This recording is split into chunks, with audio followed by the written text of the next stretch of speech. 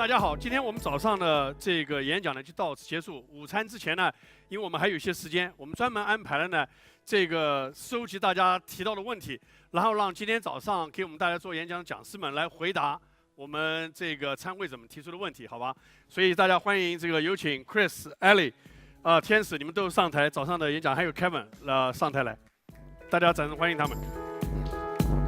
大家好，这个早上的这个问题我收集了一下，我看了一下，那个有一些大家比较或者重复问的问题，特别是大家比较关心的，我看到有的很不错的问题，等一下我向我们早上的讲师们来提出这些。那么根据我们今天早上演讲的这个顺序吧，我就根据我们这个讲师们的演讲的顺序，我来问这些问题，好吧？那个第一个呢问题，像问 Chris， 因为他跟我们大家做了早上的这个介绍，有关谷歌的很多产品的发布，有的听众呢就比较感兴趣的，在 Chris 的这个 title page 上，他写的是，他认为现在这个时刻是最令人兴奋的。相对于谷歌也发布了很多这个各的新的这个产品、各种应用以及各种 API， 让我们开发者来使用。我们就再问问他看，从他个人角度，他为什么在他的这个 title page 上这么写了？让他来进一步的阐述一下。作为一个开发产品部门的副总裁，他领导很多产品的开发，这方面让他再谈一下他的见解，好吧 ？So, Chris, the first question for you. Since you have on your title page that you mentioned, now is the most exciting time. Given that you are the vice president, overcharge a lot of product development, you also, on behalf of Google, you announced a lot of new features at Google I/O, many other events. In your personal view, what do you think are the most exciting thing for you in terms of you looking at all the past announcements, features? Among all those, what's most interesting to you?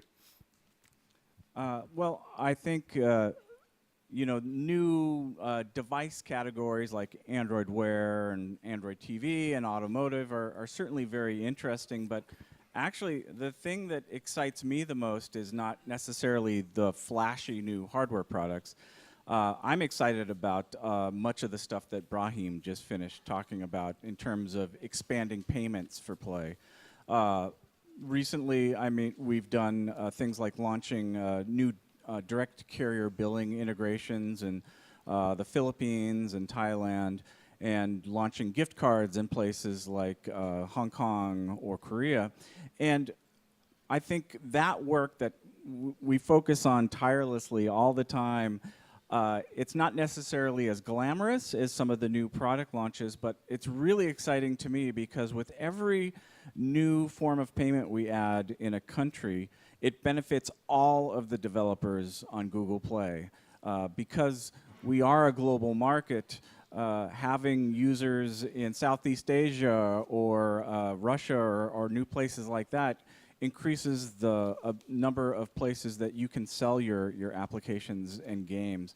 And that work is very important and one that actually I get the most excited by. Thank you, Chris. OK， 我们下一个讲师是 Ellie。那么大家也知道，刚刚 Ellie 在做介绍的时候，她是我们 Play 的整个 operation 的产品经理。早上在跟大家介绍的时候，也讲了很多这个开发者们怎么样来利用 Google Play 上的这个开发者们的账户来进行很多管理。那么我这边看到有几个很不错的问题，其中提到那个开发者们可不可以在 Play 上，在跟你们的客户做互动上可不可以做得更好？所以我替你们把这个问题来问 Ellie。所以since you are the product manager for Google Play operations, there are a couple of questions very good in terms of the features we have in Play that enable the developers interact with their customers. So two of the questions which I think they kind of interlinked together. One is whether we can consider allow the developers using their control panel to have direct access to their customers. And number two, whether they can even allow the control panel to export their engagement with the customer so that they can do more data analysis, they can do more follow-up. And my related question to that is, I guess in the past, Google probably considered that in the past. If there's a reason, not to do so, and why, so you can probably, you're the best person to elaborate on that. So again, control panel, using that engage with customers. Okay, so I actually have some good news for those of you who have used the Google Play Developer Console in the past. Over time this year, we've actually been doing a lot of work to make it possible to export all the different data types from the Google Play Developer Console. So we had some launches recently, so you can actually export your statistics, your crashes, and you actually can export all of your user reviews as well. If you go to support.google.com, there's basically a help article that you can pull up that gives you directions on how to use this using a utility that we have called GSUtil. So that, again, allows you to export all of your user reviews using this utility, and then you'll be able to do whatever analysis that you want to do with them after that. It was something that was recently launched on Google Play, so we're pretty excited about it. And just one quick tip for everybody in the audience. On the left-hand side of the Google Play Developer Console, there is a little icon.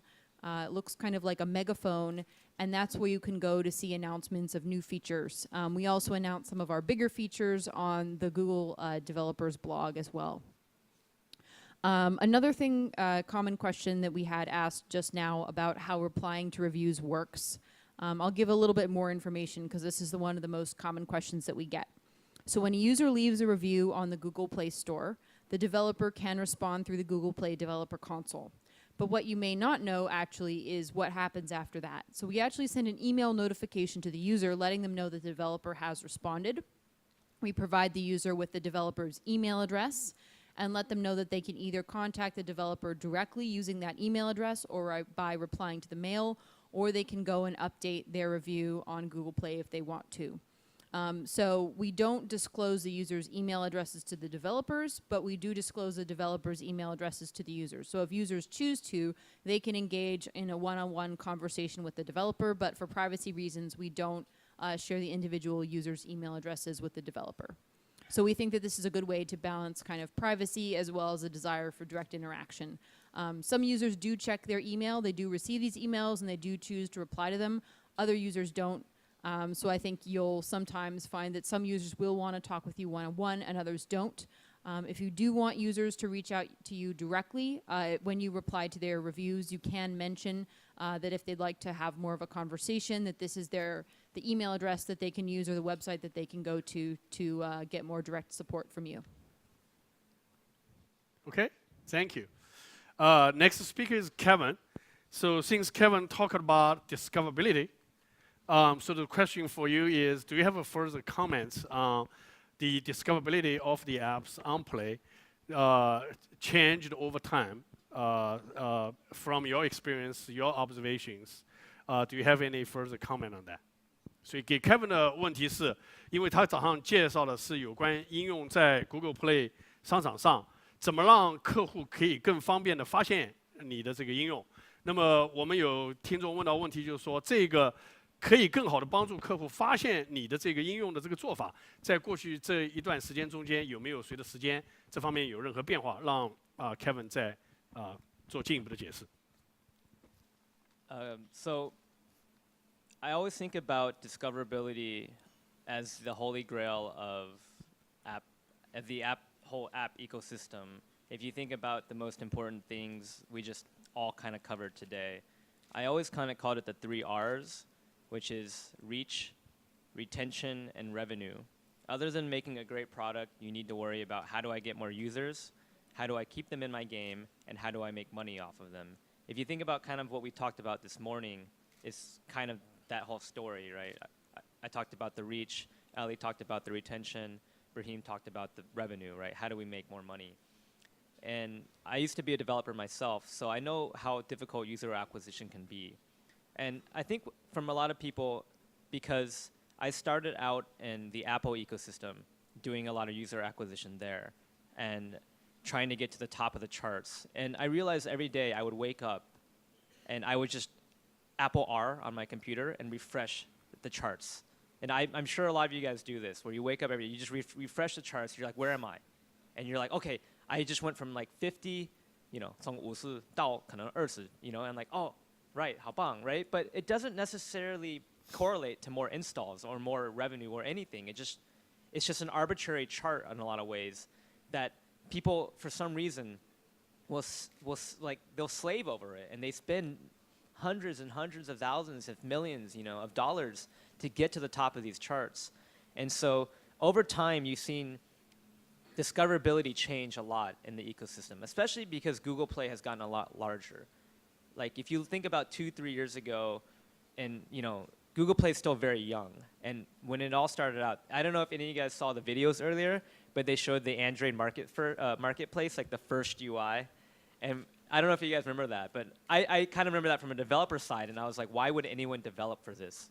And in a lot of ways, because I was making like 90% of my revenue on Apple.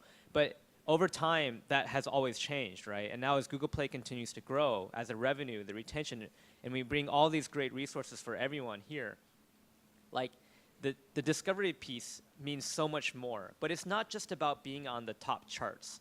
If you actually look at the data, search is the largest for Google Play. I mean, we are a search company, so we should at least get that part right, right?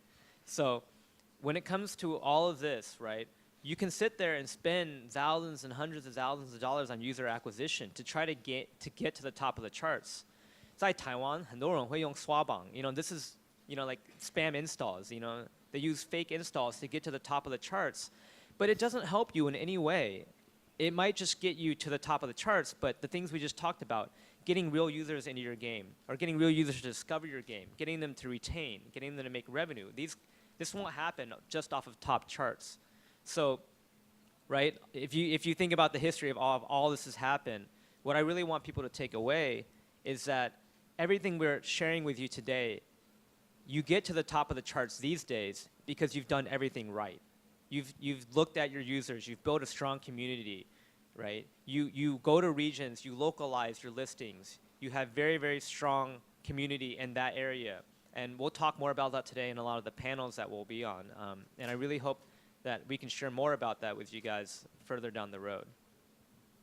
Okay, thank you, Kevin. They like your answer. 我们下一位 speaker 是天师，他讲到了这个利用各种谷歌的广告系统。那么我们早上也讲到，这个很多讲师这么说到，我们这个平台其实是给大家把你们的创新带向世界的。那么带向世界有个很大的问题，各个国家的市场的文化不太一样。那么呢，就有听众提出，我认为很不错的问题，就是这个不同的广告。刚刚早上天使有提到，至少4种模式，哪一种模式对不同的市场是有哪些市场使用率最成功的？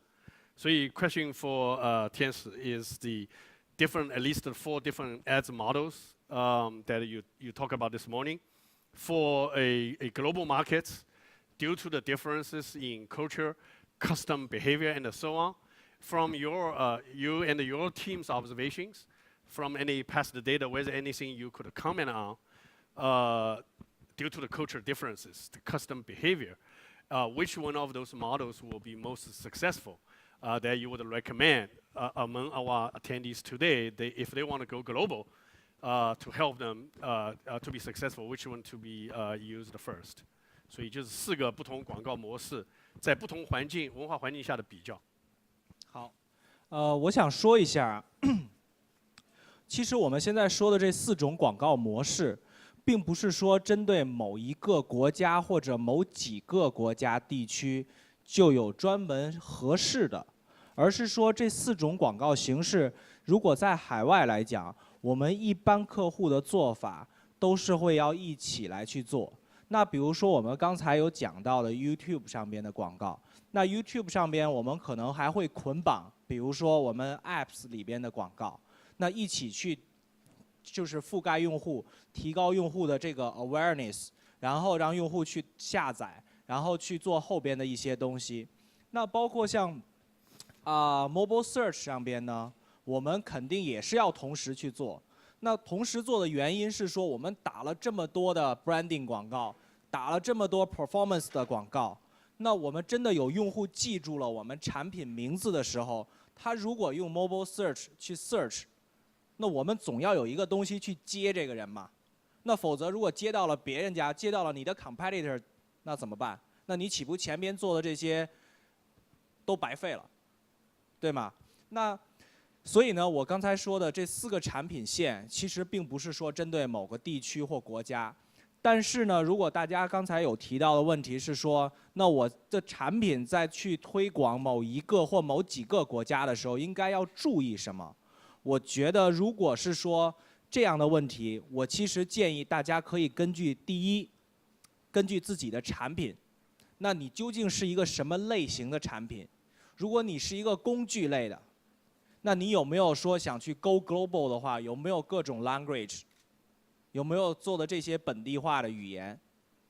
那如果你是一款 gaming， 一个 game， 那你究竟是一个什么 topic 的 game？ 你是一个三国类的，还是一个修仙类的？那你可能你用一个三国类的一个 game， 你去在美国、去加拿大去做推广，那可能老外不知道三国是什么，也不知道关羽、刘备是谁。对吗？所以你的效果就会事倍功半。那你比如说其中一些，比如说消除类的，那可能会在海外甚至现在全球都很流行。所以就大家如果再去做一个推广的时候，可能如果大家有一个现有的一个产品，那再去做推广，我觉得我们提前可以和大家做一个沟通，比如说我们预期的地区和国家是哪里。那我们预期的想要做到一个什么样的一个效果？那我们以及 Google 的什么产品可以结合起来一起帮助大家再做推广和营销？这个东西我觉得可以提前跟我们这边沟通，然后我们也会根据以往的一些数据或者一些经验，能够给大家一些建议。然后我们在一起准备的同时，能够把真正我们市场计划启动的那一刻，把这些事情我们都做好，都准备好，所以也欢迎大家，如果有什么样的产品计划，提前跟我们沟通。好，谢谢大家。好，谢谢天使。好，早上我们最后一位讲师是 Brian 讲起这个盈利的事情。那么之前大家提的问题和讲师们的回答都讲到，大家应该做什么事情来保持你们的成功，帮助你们的成功。可是有个问题问到，在盈利方面，哪些事情是你们不应该做的？做了以后会妨碍你们的成功的我把这个问题在盈利方面向 Brian 提出来。然后呢，还有我们有客人提出，我觉得也是很不错的问题。有人提出为什么谷歌的市场的这个付钱的这个流程好像写的特别慢，所以我们把这个比较这个 tough 的问题也向 Brian 直接提出吧。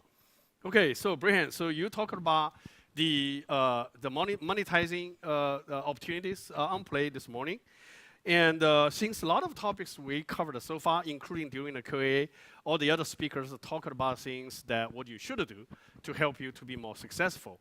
However, the question about monetizing, one of the good questions raised is actually the reverse. What are the things that you should not do, which if you do, that will prevent you to be less successful, or prevent you to be more successful, causing you to be less successful in monetizing? The second question is rather frank and straightforward, a tough question. Why Google Payment sometimes seems so slow? And I believe you have a good answer for that. So these questions to you. Thank you. We've talked a lot about what you should do, and that is great. But I think obviously all those inverts are things you shouldn't do. But a couple of tactical items that we hear a lot about is, for example, out there are a lot of boilerplate implementations of our in-app billing APIs. And lots of developers would actually take that and just kind of drop it in their app as a standard implementation. And what ends up happening is a lot of users actually make purchases and they don't receive the item they just purchased for some reason or the other. This is our #1 driver for support tickets. And it just creates such a bad experience because someone just literally decided to spend their money with you and they didn't get that good that they just purchased. And a lot of times we find this is because of these kind of copy-paste errors, where there are some implementations out there that aren't good, and so they get dropped and they get reiterated and implemented over and over and over. And so it's somewhat a simple fix because the implementation is actually pretty straightforward. But this causes lots of your users to have a bad experience and then request refunds, etc. So this is a tactical thing that I would love for everyone to just go look and implement right, especially as you all are kind of embarking in that journey now. The second point, which I've heard a lot about, is around game mechanics and how do you build or even app mechanics of how do you build an experience that's welcoming so that the user actually gets enough of an experience that they're willing to then spend. Too often we hear lots of users kind of immediately, a lot of developers build apps that kind of immediately try to monetize the user. As soon as they, maybe they get through one level and then they start hitting those roadblocks. And you can see this in the reviews for these apps where users will say monetizing aggressively or can't really play or need to spend way too much money to progress. And this is a matter of patience and actually building an app that welcomes the user, actually gives them a really great immersive experience and then try to monetize it. So I think that that's a fundamental way of building your app, possibly, but it could make a significant difference in your monetization. So those are kind of two tactical / long-term things I would like to talk about. In terms of, I'm assuming there are two aspects to slow, which I'm not sure which one we're talking about. One is literally latency of the purchase experience. And over the past year, actually about a year or plus ago, we launched an entirely new implementation for our purchase flow, which had three things in mind. One is simplicity, two is keeping the user in context of your application, and three was latency. And we actually cut latency at the time by over 40%, and in some markets here in Asia by more than that. So latency, very technically, is something that we are obsessed about. We know that it is not perfect yet, but we have teams that are working on making that better. The other part of slow is I wasn't sure is about like launching new forms of payment and kind of expanding our reach. And that aspect is kind of goes back to what I mentioned earlier about payments being one of the key value adds that we deliver to you in addition to distribution, right? Payments are really difficult. I've worked on it for 3 years. We have large teams of people that are working specifically on this problem. It is just difficult. For example, when you launch a payment service in Brazil, you need to have 24/7 support in Portuguese. So like setting up those sorts of operations in brand new markets is incredibly difficult. Of course, going through regulatory and licensing aspects is difficult. Of course, not trying to find excuses, but payments are difficult. This is what we believe, that Google Play offers you a great platform for reaching buyers in 130 markets plus, and you're not having to worry about that. So that in a way is kind of our value add. But we do realize that we can move faster, and we are to use the term, kind of doubling down on payments and making sure that we can move even faster over the coming year or so. So either one of those, whichever it was, but those are the answers. Thank you. Thank you, Brian.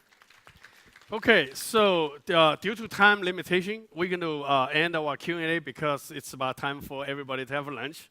So please put your hands together. Thank you all our speakers for their answer. Thank you. Thank you to our speakers.